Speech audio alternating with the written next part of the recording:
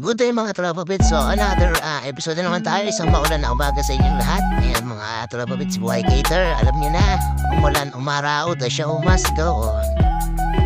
So pupunta tayo ngayon sa venue natin. Pangalawang hakot na natin to. At ang venue nga pala natin today is Fran Mesco Resort. Malapit lang sa amin, isang kembot lang. Kaya na, nandito na tayo, nagbaba na yung mga gamit.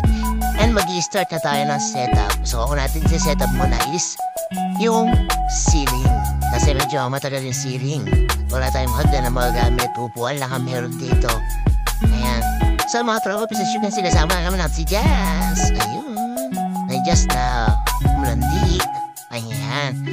Kaya taga konting kembot na lang. Medyo minadali natin ang konti kasi binyag birthday. So meron na tayong 3 hours to set up. Ayan yung mga kuro natin. Nasisikod nila. Dito nga pala ay hindi pa sila nakain. Kaya medyo bababa yung production nila. Pero okay yan. Okay naman. At tumubo naman tayo. Eto na. Finishing touch na lang.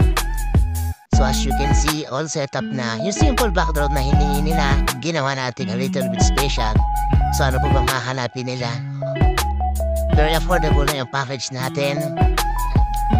And maganda pa yung quality ng services natin.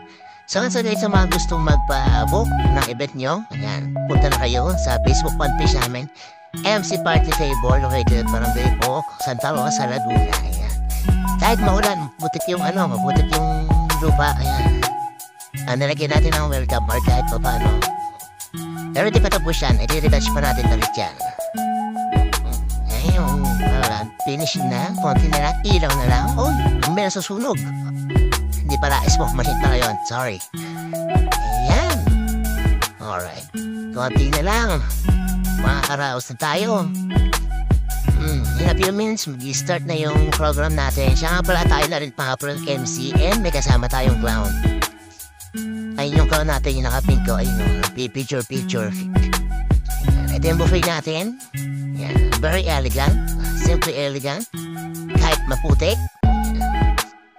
Sana huwag kami abutin ng ulan kasi nag-uulat dito sa amin.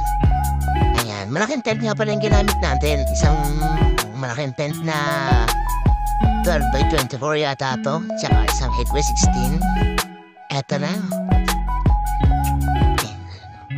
Dylan Kurt at 1. Binyag birthday yan. So as you can see, mga bata nagpipicture na sila.